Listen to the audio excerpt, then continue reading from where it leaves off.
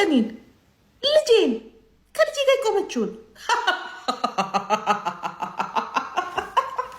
ለምን አትገለኝም? የእሷ ነገር እኮ በቃ አለቀ። ጨረስኩ እኮ መረቅኳት እኮ። ከዚህ በኋላ ሊያየን ሊያሹን መድኃኒዓለምን አልናገራት።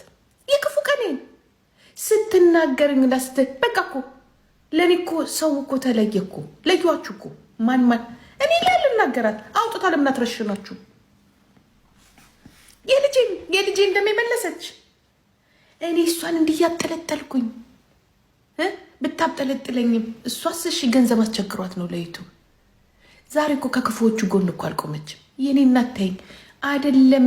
ለምን ዘር ማንዘርሽን ስትናገሩ ላ ስትናገር አጨርስም። ሊያ እኮ ታሪክ ሰራች። ነገ ለመልግ መልሳ አትሰድበንም። ዛሬ እኮ ከኛ ጋር ቆማለች። እኔ ሊያሹ ልናገር ከዚህ በኋላ ባለጌ ነኛ፣ ስድ ነኛ፣ የበላሁበትን ወጭት ሰባሪ ነኛ።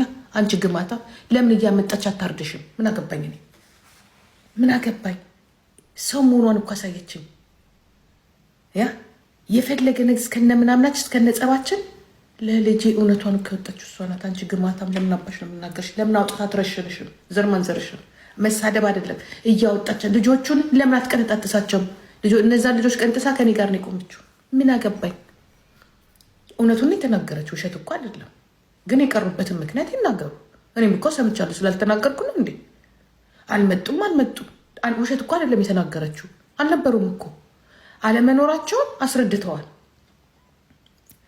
ሁሉም እኮ ገለል ብሎ እኮ እኛ እኮ ሰምተናል። ማን የጠየቁ? በመጨረሻ ሰዓት እኮ ሁሉም እንቅር አድርጎ ልጁን ባዶ እዛ እስር ቤት እሱ እኮ አንጀቱ እኔም ልድገመው እንዴንን ነገር አልደግመው አልደግመው።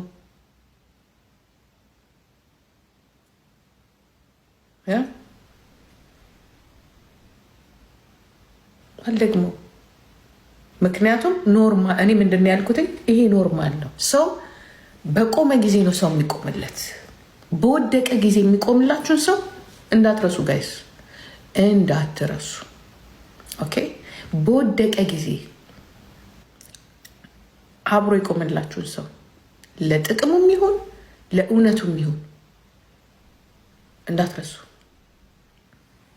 ማን አባሽ እኔ እሷን እሳይ ምናምን እያልኩ ሳሳድድ ገና ለገና ኦሮሞን ተናገረች፣ ዘሬን ተናገረች። ለምን አውጥታ አትቀጠቅጥሽም? ከልጅ የሚበልጥብኝ ካሁን በኋላ የለም። ጨርሻለሁ እናንተን ነገር። ጭራሽ ልጆቹን ተናገረች። ውሸት አልተናገረችም፣ ደግሞ እውነትን የተናገረችው። ማን አባታችሁ ልጁን ማን ጠይቁት ያውቃል? አንድ ሰው እንትና ነው የትንሹ ልጅ ብቻ ነው እንጂ ልጁ ባዶ ቤቱ ነው። ወንድሙ እኮ ከዱባይ እየሄደ እኮ አልቅሶ እኮ ነው ለእኔ ለራሱ ቤተሰቡ የነገረኝ። ጂጂ አንድ አጠገቡ የከፋው እሱ እኮ መፈታቱ አይደለም። እውነቱን እንነጋገር እንዴ ጆንዬ እኮ የከፋው እኮ የፍቺው እንትን አይደለም። ከዚያ ሁላ ሲንጋጋ የነበረ ጓደኛ አልቀረኩ። ምን ነው ቀረኩ ውሸት ብትና እች ልጅ እኮ እውነቷን የተናገረችው እንዴ ነሽ እነጅ ችግያ ግን አስተያየት የመስጠት ደግሞ አይ እኛ የቀረንበት ምክንያት ይሄ ነው ብለ ይናገሩ እንጂ ያ ጆ ልደት የሚያከብረውን እዚህ ጋር ውር የሚል በሙሉ የልደት ሁለት መቼ ሄደን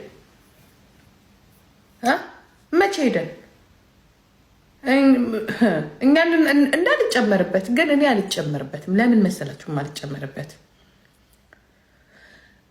ስትቆም ነው ጌታዬ፣ ስትወድቅ ማንም የለህም የሚለውን ተረት አብራችሁ ተርቱ። በቃ እኔ አምጪ እስቲ አምጪ። አንቺ ግማታ ይጭ እከክ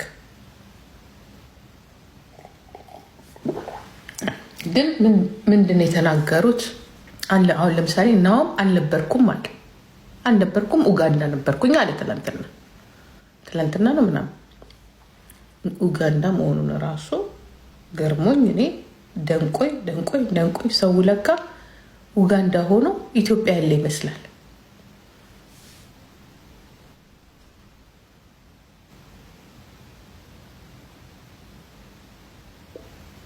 እንዴ እንደውም እስከ ዛሬ አልተናገረችም። ምክንያቱም እንስቅ ነበረ። አሁን እዚህ ጋር ሆነ የጆን ልደት ምናምን ብሎ የተከበረ ጊዜ እንስቅ ነበር። ምክንያቱም የጆን ልደት ጊዜ እስር ቤት ማንም ሰው አልነበረም። ይህን ታውቃላችሁ? እኛ ደውለን ስናለቅስ ነበር። በቃ እኔ አሁን ሁሌ ከቤተሰቡ ጋር ሞራሉ እንዳይሰማው በቃ አለቅ እግዚአብሔር ብሄድ ራሱ ደስ ይለኝ ነበር ሞራሉ። ምክንያቱም በቃ ሁሉም ደግሞ የራሱን ህይወት ልጆቹ ላይ ራሱ መፍረዱ ከባድ ነው። የራሳቸውም ህይወት አለ፣ ዝናውም አለ፣ መርሳትም አለ። እዚህ ጋር ግን ትምህርት ነው እሱ ትምህርት ለምን እስር ቤት ገባ? እችን ይማር እሱ መማር ያለበት ወንጀል እንደሚያስጠይቅ ሳይሆን የወደቅሽ ለታ ከቤተሰቡ ከስጋው ውጭ ባዳ ነው። ይህንን ይማርልን። ታዲያ እርማት ማለት ምንድን ነው? ሆይ ሆይ ያለው 30 ሺህ ሰው ሆይ ሆይ በርታ ሂድ ያለው በሙሉ የዛ ሰዓት በርታ ሂድ ያለው በሙሉ ጆንዬ ቁጭ ብሎ ጽፎ ከዚህ በኋላ ሰው ነው በቃ የሚሆነው። ጆን በጣም ተስተካክሎ እስር ቤት ከባድ ነው። ተስተካክሎ ነው የሚወጣው። ታዲያ ለምን እስር ሆነ? ልጆች እኛ እኮ እናውቃለን ማን እንደሄደ ማን እንትን እንዳለ ማን አብሮት እንደነበረ። በተለይ ይችን 6 ወሯን ይሄም አንድ የነበረችው ጃኒ ነበረች። ጃኒ በቃ ወደ ሌላ ነገር ውስጥ ስትገባ በራሷ ጊዜ መሄድ ይከብዳል። እዚህ ሌላ ላይፍ የሚባል ነገር እኔ እንጃ። አሁን የእሷ ነገርም እዚህ ጋር ያለውም እውነት ይሁን ውሸት ይሁን ግራ ነው የሚገባው። እኔ ደግሞ ችግር አለብኝ፣ በጣም ችግር አለብኝ። ይህን ደግሞ ባህሪ ልንገራችሁ። እንደ መርፌና እንደ ክር ሰው ተኝቶ ካላየው አላምንም። ምን ሆኜ ነው ግን? አሁን ምን እውነት አይመስለኝም የዚች ልጅቷ ነገር ከዚህ ልጅ ጋር ችግር አይደል? እውነት አይመስለኝም። ምናልባት አውቀው ይሄ እነዚህ ያሉ አይደለ ልክ ሆሊውዶች የሚያደርጉት ጋላ ሲደርስ ምናምን የሆነ ነገር ሲደርስ አብረው ሆነው መታየት ከዛ በኋላ መለያየት። ይሄ ልጅ ተከራይቶ ይሆን አውቀሽ እኔ ብሏት ይሆን? ምክንያቱም ፎንቃ የት እንዳለ እኔ ስለማውቅ እኮ ነው። ፎንቃ የት እንዳለ አይስበር ፎንቃ የት እንዳለ አውቃለሁ። ይሆን ጅል እንዳትሉኝ። እኔ እኮ ጅል ነኝ፣ በፍቅር በፎንቃ ጅል ነኝ እኔ። በነገራችን ላይ በቃ ፎንቃ ከያዘኝ አልቀኝ እንደኔ ይመስለኛል። በቃ ሰው ሁላ በነገራችን ላይ ፎንቃ አለባት። ፎንቃ እንዳይመስላችሁ ቦምብ ታውቃላችሁ? ሁለቱም አለባቸው። ቦምቡ ፍቅርሽ ሲፈነዳ እኔ የብዙ ሰው ፍቅር የራሴ ለመቻል የእነሱ ይገርማል። እግዚአብሔር ምስክሬ ነው። የሚገርም ፎንቃ ነው ያላቸው፣ ያበደ ፎንቃ። እኔ ኢትዮጵያ ውስጥ እንደዚህ አይነት የሰለጠነ ፎንቃ ይቻላል። ደስ የሚል ፎንቃ አላቸው። ስላዩዋቸዋል ደስ የሚል ፎንቃ አላቸው። ለነገሩ ልጅቷ ፎንቃ ታሲዛለች እና እሷም ያው የራሷ ምክንያት አለ። ኧረ እኔ ራሴ ይችድም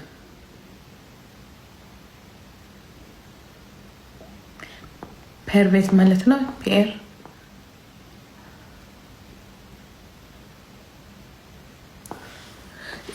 ያ ይመስለኛል። ያ ትኩረት ለማግኘት ብሎ የሆነ ከዛ በኋላ ትኩረት ለማግኘት ብሎ ተቀራርበው ምናምን ይሁን አይ ጅል ነገር ጅል እኮ ነሽ ይሉኛል ብዙዎቹ እና አላምንም። ለዚህ ነው እኔ አንድ ነገር